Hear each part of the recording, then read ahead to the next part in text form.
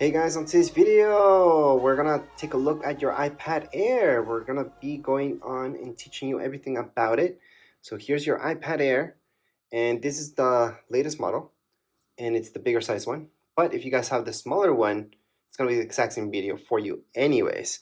So I'm gonna teach you the basics of how to go on and use your iPad. So this is the manual that you guys want for beginners. Other than that, we have our camera on top of here. It's pretty basic. If you open it up, we can just touch on allow and take any pictures, just tap here on the middle, and there you go. That's the real basics.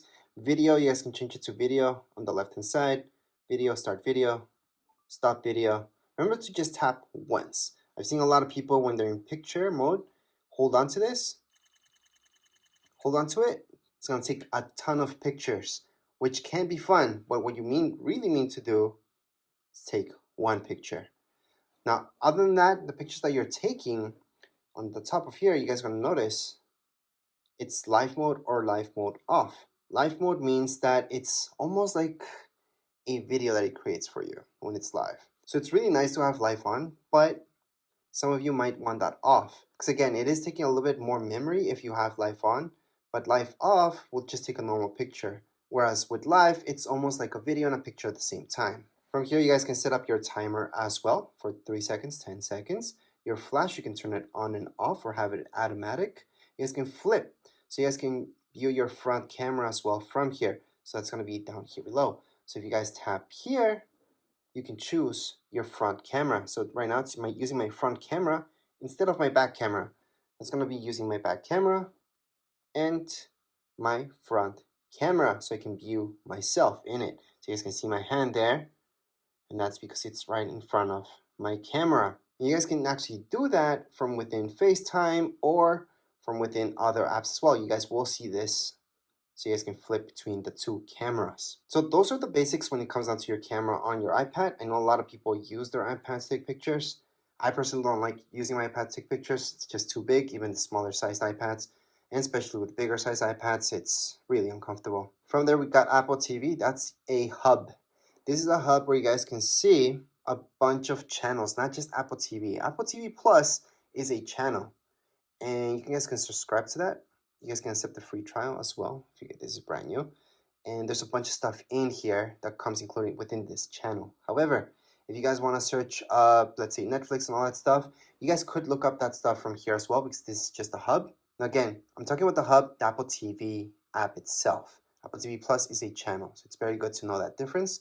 Anyways, just get out of there. For news, it's pretty self-explanatory. You guys are going to see magazine subscriptions that you guys can do here. There's a bunch of free stuff as well.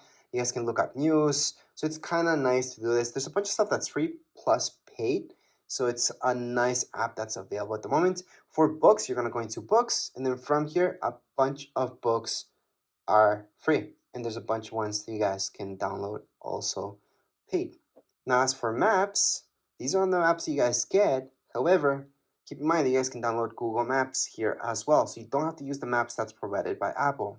Now, podcasts, on the other hand, let me just tap on here, are exactly that, podcast. These are free.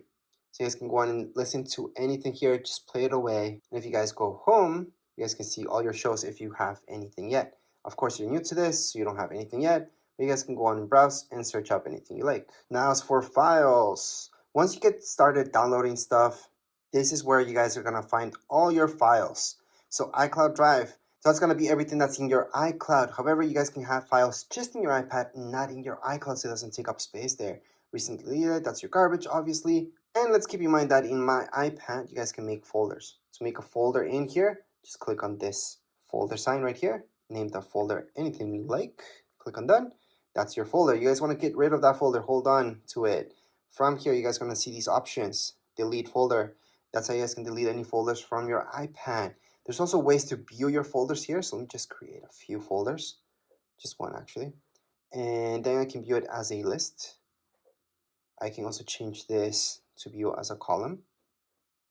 And I have all those options. I like icons, so I'm going to leave it as icons. But again, we can always delete or create more folders. You guys are going to see all the options here. You guys can duplicate your folder as well. So make a copy of it. Other options that you guys will notice here is compressing it. I would not do that from your iPad, by the way, but it does work. You can add any tags. You guys can copy it, move, share. So you guys want to share one of these folders, just click on share.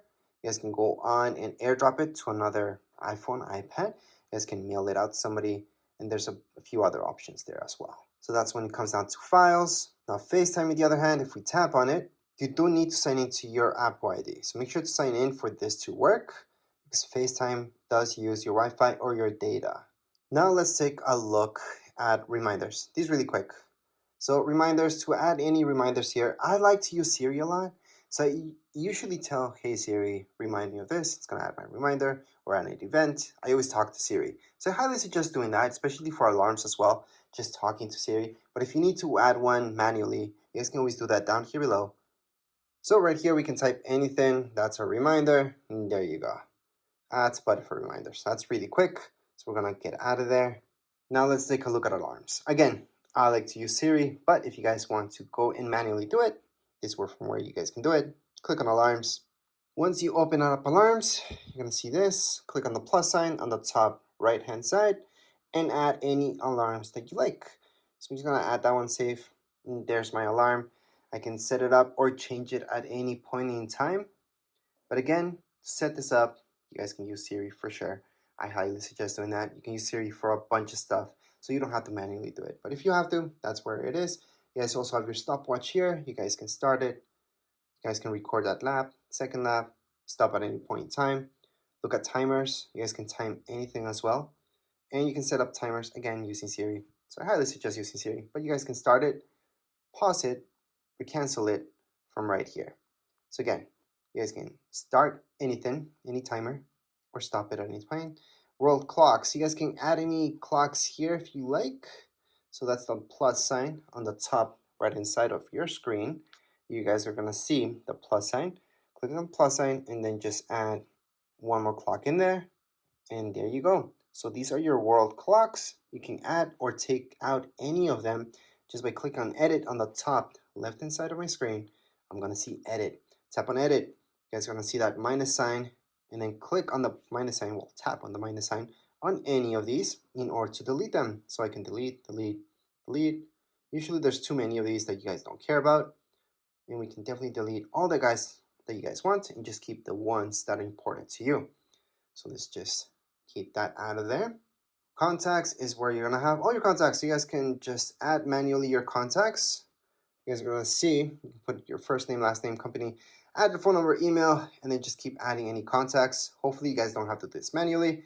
You guys import your stuff, but if not, you guys can do it from here. Other than that, your messages. So this is iMessage. iMessage uses your Apple ID. That means it's using internet, it's using data. It's not an actual text message. So whoever has an iPhone or iPad will get that message if it's an iMessage. If somebody has an Android, they will not be getting any iMessages, especially from iPads. If you guys have an iPhone, you guys have a data plan or not, the person that you're sending that text message to is going to be sent as a text message to Android devices and usually as an iMessage to anybody that has an iPhone. So that's the difference between the two. Now when you're talking about iPads, we're just talking about iMessages. So make sure to sign in and then just send any iMessage you like. All your pictures will be kept here. See this? That's your app. Allow, continue. And here we go. Remember those pictures that we took in recordings? This is where you guys can play them or delete them. So to delete any pictures from your iPad, hold on to it, delete. There's other ways to delete this as well. If you guys want to delete a ton of pictures, press on select, choose all of them, delete. So we just deleted everything. If you guys want to recover any pictures that you deleted from your iPad, it's pretty simple. Go back here. Then you're going to go into recently deleted. From recently deleted, view album, put in your passcode because that's secure. And from here, you guys can recover anything just by tapping on select that one. Then you guys can select a few and recover all of them. Or if it's just one, just hold on to it and put recover. It's going to go back to your library. So you can go back to my library and it's right there what I recovered. If you guys want to recover everything, because you guys have my library, there's absolutely nothing. I can select them all, press down here below, and recover every single one of these. So there we go. Go back to library, and they're there. Now let's say you guys don't want to recover, you guys want to go on and fully delete these guys. We're gonna delete them again. And I'm gonna show you that in recently deleted, that's where you guys really want to truly get rid of these pictures. Don't want any evidence left. You guys are gonna go into select them all, go down here below and delete. Or you guys can always go on the top right hand side. So let me just focus in that better. Or you guys can just go into select and just select two of them if you guys want to just delete two of them forever. So delete from this iPad. So down here below on the bottom right hand side, you guys can see delete this from this iPad, and it's been deleted.